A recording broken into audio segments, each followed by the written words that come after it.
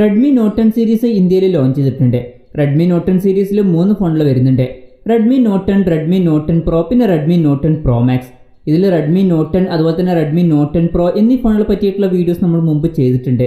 ആ ഒരു വീഡിയോസിൻ്റെ ലിങ്ക് ഞാൻ താഴെ ഡിസ്ക്രിപ്ഷനിൽ കൊടുക്കുന്നുണ്ട്. താല്പര്യം ഉണ്ടെന്നുണ്ടെങ്കിൽ ചെക്ക് ചെയ്യുക.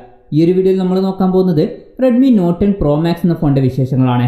അതിനു മുമ്പ് ഇതുപോലുള്ള വീഡിയോസ് ഇനിയും കാണാൻ താല്പര്യമുണ്ടെന്നുണ്ടെങ്കിൽ ഈ ചാനലും സബ്സ്ക്രൈബ് ചെയ്യാവുന്നതാണ്. പിന്നെ അടുത്തൊരുന്ന ഒരു ബെല്ലൈക്കണും കൂടി എനേബിൾ ചെയ്ത് വെച്ചാൽ ഞാൻ വീഡിയോസ് അപ്ലോഡ് ചെയ്യുമ്പോൾ തന്നെ നിങ്ങൾക്ക് അതിൻ്റെ നോട്ടിഫിക്കേഷൻ ലഭിക്കുന്നതായിരിക്കും.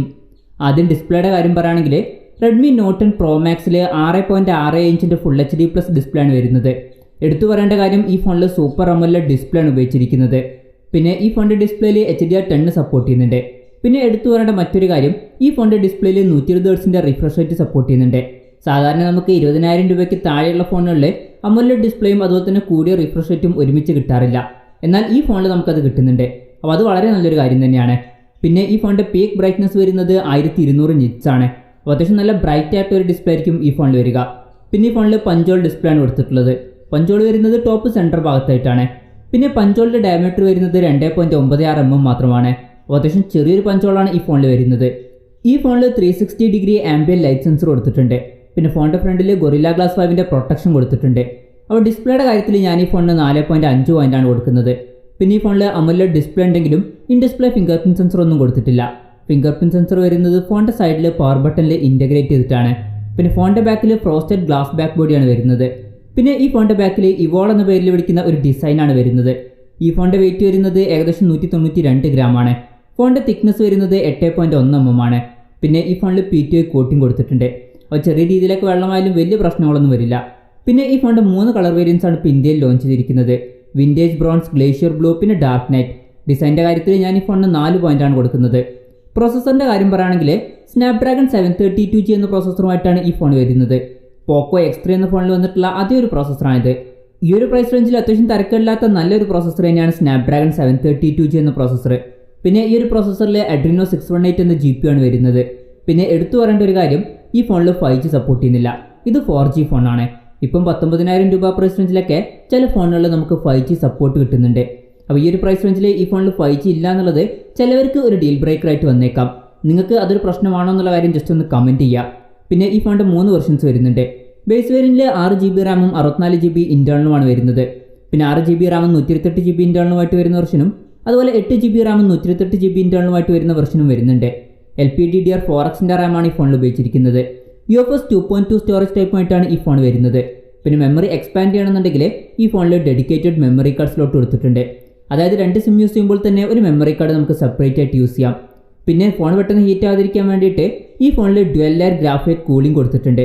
പിന്നെ Z-ആക്സിസ് ഹാപ്റ്റിക് മോട്ടർ ഈ ഫോണിൽ വരുന്നുണ്ട്.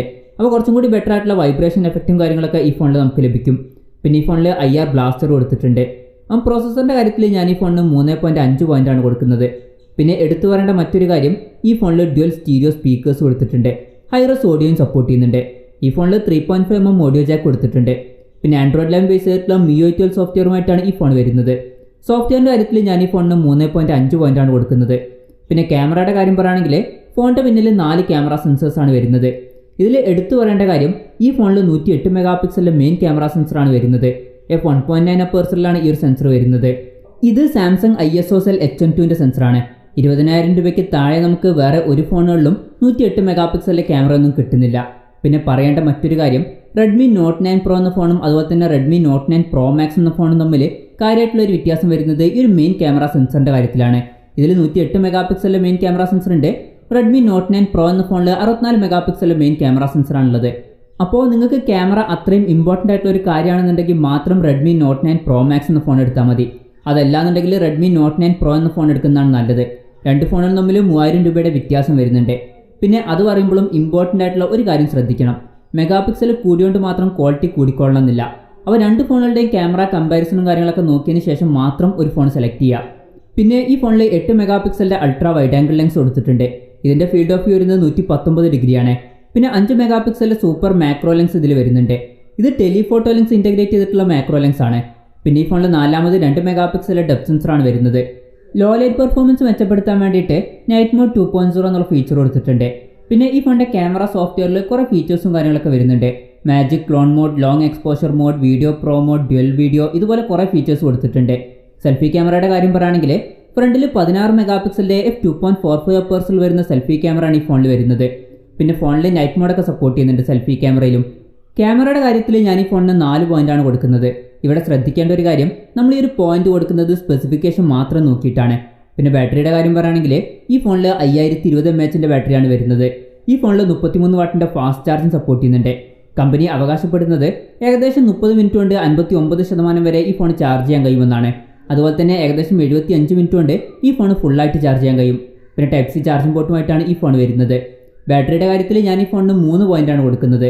പിന്നെ വിലയുടെ കാര്യം പറയുകയാണെങ്കിൽ ഈ ഫോണിൻ്റെ 6GB RAM 64GB ഇൻ്റേണൽ വെർഷൻ്റെ വില വരുന്നത് 18,999 രൂപയാണ്. 6GB RAM 128GB ഇൻ്റേണൽ വെർഷൻ്റെ വില വരുന്നത് 19,999 രൂപയാണ്.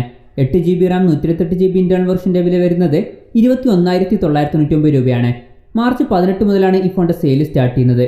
ആമസോൺ വഴിയും അതുപോലെ mi.com വഴിയുമായിരിക്കും ഈ ഫോണിൻ്റെ സെയിൽ നടക്കുക. ഈ ഫോണിന് ഞാൻ 30-ൽ 22.5 പോയിൻ്റാണ് കൊടുത്തിരിക്കുന്നത്.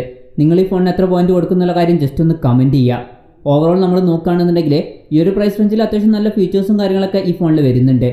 പിന്നെ ഇമ്പോർട്ടൻ്റ് ആയിട്ടുള്ളൊരു ചോദ്യം വരുന്നത് ഈ ഒരു ഫോൺ എടുക്കണോ അതല്ലാന്നുണ്ടെങ്കിൽ റെഡ്മി നോട്ട് 9 പ്രോ എന്ന ഫോൺ എടുക്കണോ എന്നുള്ളതാണ്. രണ്ട് ഫോണുകളും തമ്മിൽ 3000 രൂപയുടെ വ്യത്യാസം വരുന്നുണ്ട്. പിന്നെ രണ്ട് ഫോണുകളും തമ്മിലുള്ള വ്യത്യാസം നോക്കുകയാണെങ്കിൽ കാര്യമായിട്ടുള്ള വ്യത്യാസം വരുന്നത് മെയിൻ ക്യാമറ സെൻസറിൻ്റെ കാര്യത്തിൽ മാത്രമാണ്. അപ്പോൾ നിങ്ങൾക്ക് ക്യാമറ എന്നുള്ള കാര്യം അത്രയും ഇമ്പോർട്ടൻ്റ് ആണെന്നുണ്ടെങ്കിൽ മാത്രം റെഡ്മി നോട്ട് 9 പ്രോ മാക്സ് എന്ന ഫോൺ എടുത്താൽ മതി. അതല്ല എന്നുണ്ടെങ്കിൽ റെഡ്മി നോട്ട് 9 പ്രോ എന്ന ഫോണാണ് കുറച്ചും കൂടി ബെറ്റർ ആയിട്ടുള്ള ഓപ്ഷൻ.